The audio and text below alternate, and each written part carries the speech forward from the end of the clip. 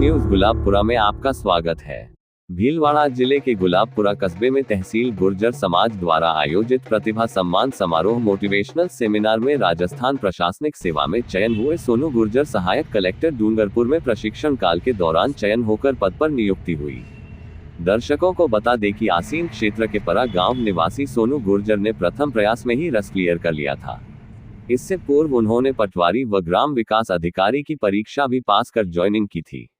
उन्होंने MBC वर्ग में राजस्थान में चौथी रैंक प्राप्त की थी।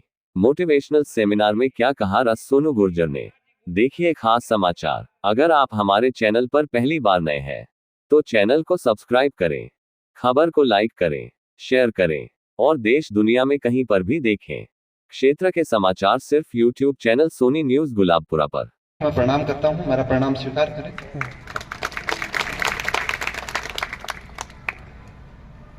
मैं आप लोगों के सामने अभी तो ज्यादा समय नहीं लूंगा, क्योंकि हम ईश्वर जी और हमने ये सोचा है कि जो बच्चे आए हैं इनके मन में कोई प्रश्न है तो इनके जवाब हम ज्यादा देंगे। बाकी ऐसे भाषण देने की हमारी कोई प्रैक्टिस भी है नहीं, तो हम कोई ऐसी लोक लुभावनी बातें ज्यादा कर भी नहीं पाते हैं, क्योंकि विद्यार्थी जीवन से निकले हैं और सीधे प्रशासनिक सेवा में आ गए हैं। तो मेरे कुछ मन में शंकाएं रहती है वर्तमान युवा पीढ़ी को लेकर, तो वो मैं आप लोगों के सामने रखूंगा और आपसे मैं आश्वासन भी लूंगा कि आप उन सभी समस्याओं का समाधान और शंकाओं का समाधान भी करें। जयपुर जब मैं रहता हूं, मैं लगभग 7-8 साल तक कंटिन्यू रहा था वहां पे तैयारी के लिए, पढ़ाई के लिए। मैं भी सरकारी स्कूल में पढ़ा था, 12वीं तक आसीन सरकारी स्कूल में, और उसके बाद में मैं जयपुर पापा ने एडमिशन दिलवा दिया था और उन्होंने कह दिया था कि बेटा पढ़े तो ठीक है, नहीं तो अपना कोई ना कोई धंधा देख लेंगे, खेती बाड़ी है बड़े आराम से इसको भी संभाल लेंगे, धंधा भी देख लेंगे। तो मैंने कहा ठीक है पापा देख लेंगे। तो वो कहते थे कि जब आप ग्रेजुएशन कर रहे हो, 2-3 महीने की छुट्टियां है, तब आ जाए अगर दुकान बैठेंगे आराम से। तो मैं भी फर्स्ट ईयर में था, सेकेंड ईयर में था, दुकान चला जाता था, छुट्टियों में दुकान पे बैठता था, अच्छा लगने लग गया था। ऐसा लगता था कि भाई मास्टर बनेंगे, इतना पैसा तो अपन दुकान से वैसे ही कमा लेंगे, क्यों पढ़ना। धीरे धीरे मन जो है पढ़ाई से दूर होने लग गया। ग्रेजुएशन जैसे ही कंप्लीट होने लगी थी, फिर पापा ने बोला अब तो बीएड MA वगैरह होगी, इनमें तो कॉलेज जाने की जरूरत ही नहीं रहती, तो परीक्षा में चले जाना, बाकी जो आराम से अपने दुकान बैठना। उनको भी भाई अपनी औलाद को तैयार करना है कमा खाने के लिए। उनको भी ये कंफर्म नहीं है कि गवर्नमेंट सरकारी नौकरी कभी लगे नहीं लगे, कोई पता नहीं है। तो 2020 तक आते आते मेरी ग्रेजुएशन भी हो गई, मैंने बीएड के लिए एडमिशन भी ले लिया और मैं तब तक सोच चुका था कि मुझे अब धंधा तो करना है, लेकिन धंधा करने से पहले मुझे 5 साल वापस पढ़ाई को देना है। ये मैंने प्रण ले लिया था 2019 के अंदर। 2019 के बाद लॉकडाउन आया, कोरोना आया और वो प्रण वापस टूट गया। ऐसे लगा अब तो लॉकडाउन आ गया, सारी व्यवस्थाएं खत्म हो रही है, लोग तो मर रहे हैं, अपन कौन सा जिएंगे, अब पढ़ के क्या करना है।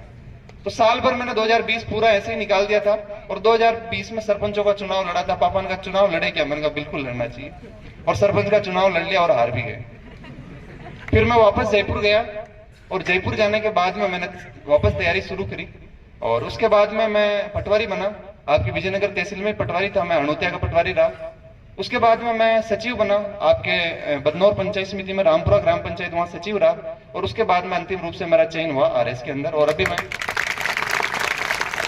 6 महीने की ट्रेनिंग जयपुर कंप्लीट करके, और अभी मेरी कल ही डूंगरपुर जो है वहां ज्वाइनिंग है सहायक कलेक्टर के रूप में, तो मैं कल जाके ज्वाइन करूंगा।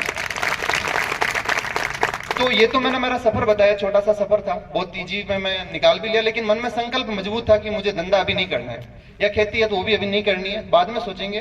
क्योंकि शिक्षा एक ऐसी ट्रेन है, इस ट्रेन से एक बार जो उतर गया वापस नहीं चढ़ पाएगा, और वापस चढ़ते हैं 100 सालों में, 50 साल में एक आदमी ईश्वर जी जैसे। ये 10वीं में फेल होकर वापस 10वीं पढ़कर वापस ट्रेन में चढ़े हैं। ऐसे आप पिछले 20 साल में उदाहरण निकालोगे तो 2 उदाहरण मिलेंगे, मतलब 2 लाख में से 2 उदाहरण बहुत छोटे हो जाते हैं। इसका मतलब यह है कि 99% लोग वापस उस ट्रैक पे नहीं चढ़ पाते हैं। तो मेरा कहना यह है कि यदि आपके मन में यह है कि मुझे ग्रेजुएशन करनी है और नौकरी लगना है, तो जब तक नौकरी नहीं लग जाए तब तक दूसरा दिमाग में कोई भी सपना ना रखे कि मैं धंधा कर लूं, खेत पे काम करने चला जाऊं, ये बार मर्चा वादा है ना। मतलब हो सकता है आर्थिक अपनी जरूरतें सारी चीजें हैं, पर शुरुआत में आप ये सोचो कि पेरेंट्स भी ये सोचे कि अपना बच्चा 5 साल छोटा है, अगर वो 25 का है तो उसको 20 का माने, 20 का है तो 15 का माने कि आपने औलाद मोड़ी ईसा और मोड़ी कमा खाबला आएगी। तो आप 5 साल मैंने अगर ज्यादा दे देगा तो वो ई टाइम महीने जतरों आपको खुद को विकास किया रही वो डबल आपने परिवार को विकास कर देगी। 5 साल भी अगर बच्चा ने अच्छी टाइम आपने कही ऐसा 12वीं क्लास तक तो बच्चा ना अच्छो पढ़ावा और वहां का बाद में लगे अब मोटिया रह गयो तो ब्याह भी करा था और टाइम पे अब जब लाग जाओ छोरी भी तो बढ़िया रहे आगत करवा लाग जाओ अपन। और वास्तविकता यह है कि 12वीं 25 5-7 साल जो अपन पढ़ेगा जाना रहे और वहां का महीना अपन खांचवा लाग जाओ बच्चा ने कि हाल तरह नौकरी में लगी तो 13वीं में आ गयो, हाल तरह नौकरी में लगी 14वीं में आ गयो। तो यह थोड़ी जल्दबाजी अपन ने भी नहीं करनी है। और बच्चा ने मैं यह कहूं कि अगर आप कटे भी पढ़ रहे हैं तो आप ईमानदारी में पढ़ो। मतलब आपका रिजल्ट जो है परिवार का नाम, परिवार की आर्थिक स्थिति, सामाजिक स्थिति सबको बहुत ऊंचा ले जाएगा। और एकमात्र आपके पास वो कलम है जो इस चीज को बढ़ा सकती है। देखो बिजनेस करना वो भी बहुत अच्छी बात है, बहुत सारे बिजनेस साइड भी जाएंगे तभी आर्थिक रूप से सशक्त होंगे। लेकिन अगर अपन पढ़े लिखे होंगे, अगर आप ग्रेजुएशन बहुत अच्छे से करेंगे, पढ़ाई अच्छी करेंगे तो बिजनेस भी बहुत अच्छा करेंगे, ये लिखी हुई बात है। और तो मैं आप सबसे बस ये आश्वासन मांगना चाहूंगा, यदि आपको पढ़ना है तो ईमानदारी से पढ़े और नहीं पढ़ना है तो घर वालों का टाइम और अपना टाइम बर्बाद ना करें और समय पर कोई भी धंधा देखें। ऐसे नहीं कि आप केवल घर वालों को दिखाने के हिसाब से पढ़ रहे हैं कि मैं नहीं अब तो ग्रेजुएशन करूंगा, अब जयपुर रहूंगा 2 साल 3 साल और वहां कुछ नहीं कर रहे हैं, वहां किसी और संगत में पड़ गए आप। क्योंकि 90% लोग गलत संगत में पड़ जाते हैं पढ़ाई में जाते जाते हैं। और यही कारण है कि अपने जो पेरेंट्स होते हैं उनका विश्वास जो डगमगा जाता है। उनको मन में ये रहता है कि बच्चा ने 12 भेजा बगड़ जाए नतर आटा अपना मुंडा करी जैसे पटे से अट्टी पटे तो बढ़िया आपने।